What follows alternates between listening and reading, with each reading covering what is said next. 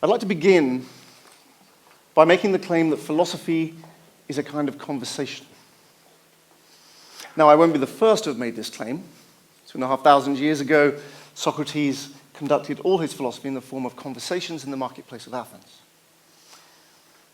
And present among the people there was a pupil of his called Plato. And Plato wrote down many of these conversations in the form of dialogues that we still have with us to this day.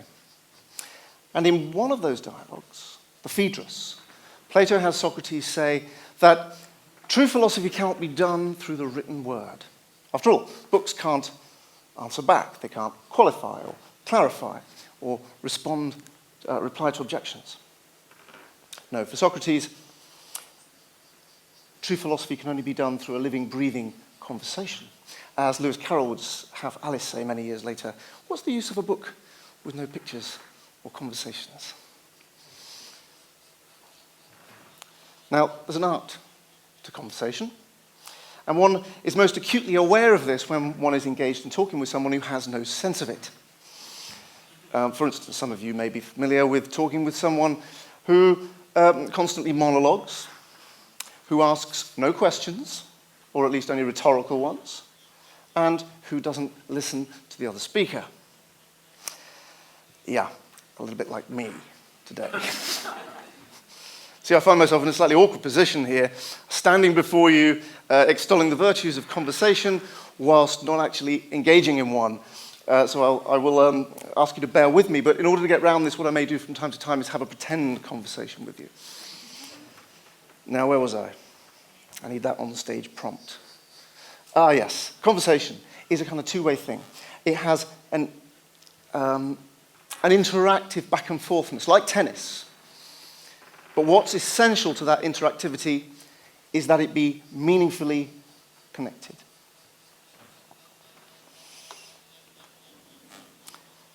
I do philosophy with children. I go into schools and I set the classroom up in a big circle. I ask the children I ask them questions, I give them puzzles, stories, all of a philosophical nature. For instance, I might ask them the famous Heraclitus question, can you step in the same river twice? Then I facilitate a discussion amongst the children, ages 3 all the way up to 19 and above. And one of the questions I often get asked when I tell people what it is I do is, but can children do philosophy? So I'm going to have you ask me that question now. Can children do philosophy? Yes. Well, that was easy.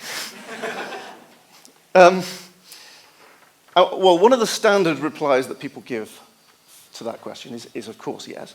Practitioners of philosophy with children will say that.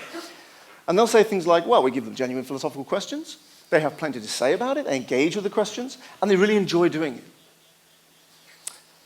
But then I hear you say, but can they really do philosophy?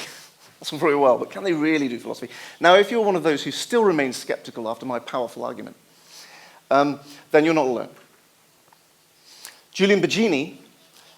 Philosopher Julian Baggini said that children can really astonish with the spontaneous philosophical ideas that they have. But he asked, can they really follow through the implications of their ideas systematically and logically? And isn't that what philosophy is about? Not just having interesting ideas. Well, earlier on I said that philosophy is a kind of conversation. I should point out it doesn't work the other way, though. Not all conversations are philosophy. One can have a conversation about what you're going to have for tea tonight, for instance. So what is it that's special about a philosophical conversation? I would say it's to do with the responses and the connections. And I want to say something about that by saying something about what philosophy is. So I'm going to run through 3 conceptions, common conceptions of what philosophy are, or possibly misconceptions. And then I'm going to appeal to the children to clear them up for us. So one of the conceptions is that philosophy is about asking questions, which of course, to some extent, it is. But I much prefer 9-year-old Oluwayode's idea when she said, isn't philosophy really about understanding questions? This is much closer to the mark for me. Philosophers do ask lots of questions, but they spend an awful lot of time on the question saying, is this the right question? Has this been asked in the right way? Is there a better question?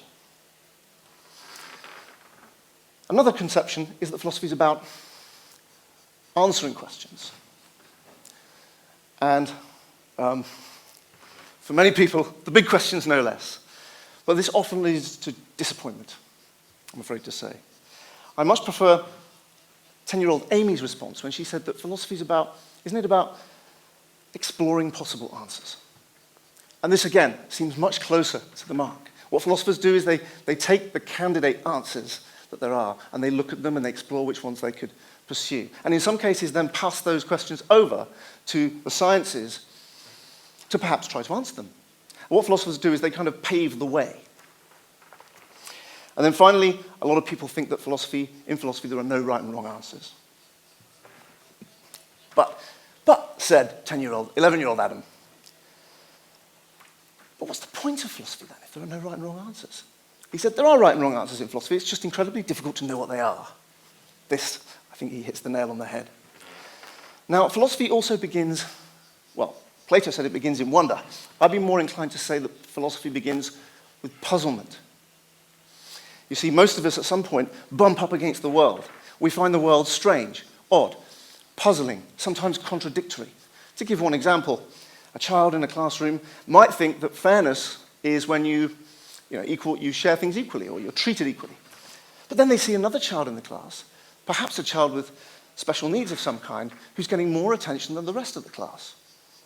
And maybe that child doesn't yet have a concept of fairness as fairness according to need. So it doesn't quite fit. It doesn't fit with, the world's not fitting with how they see things. Well, I would say that philosophy is about the responses that we have to those kinds of experiences. And it's the special kind of responses that philosophy has that I want to draw your attention to. So I'm going to make the claim that there are three central ideas, each beginning with the letter R. So this is the 3 R's of philosophy.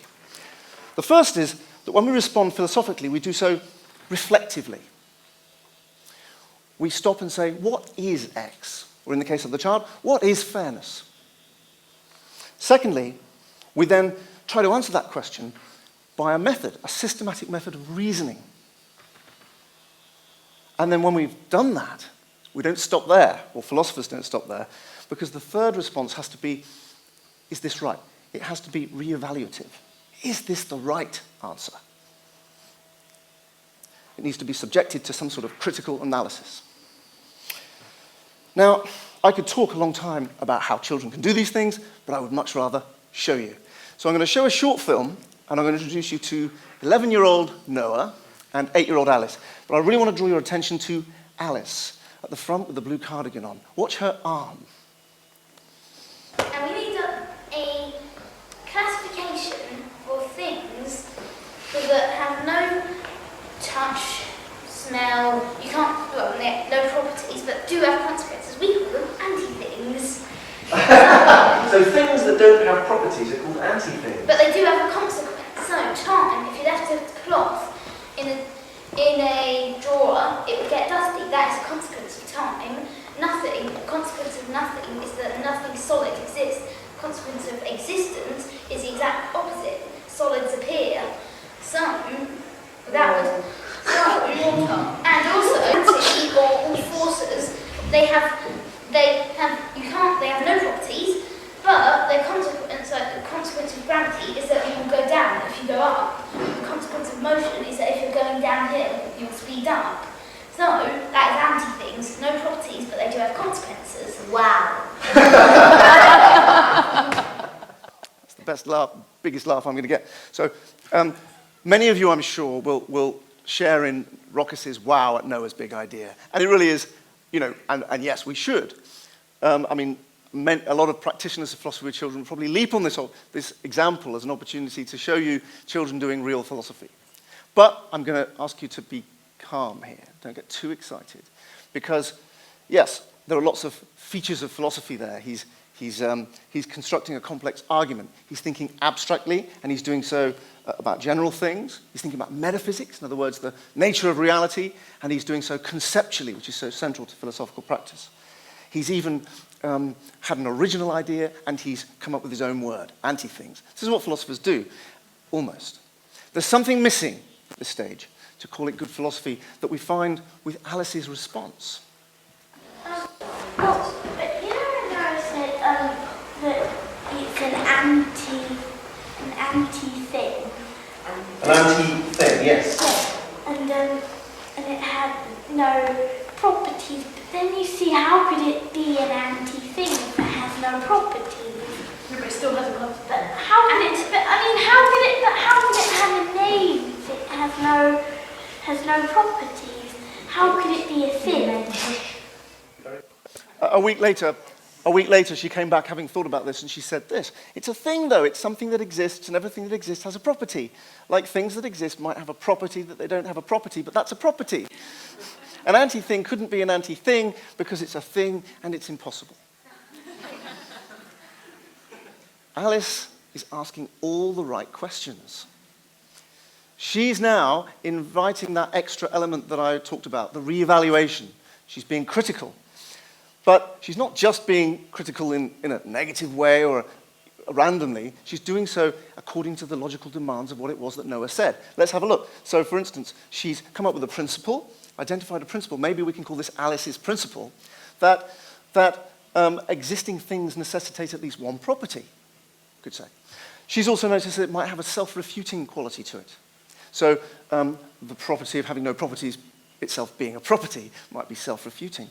So she is now challenging Noah. He has to re-evaluate his theory, his great theory. And he's going to either have to go away and revise it, or he's going to have to reject it.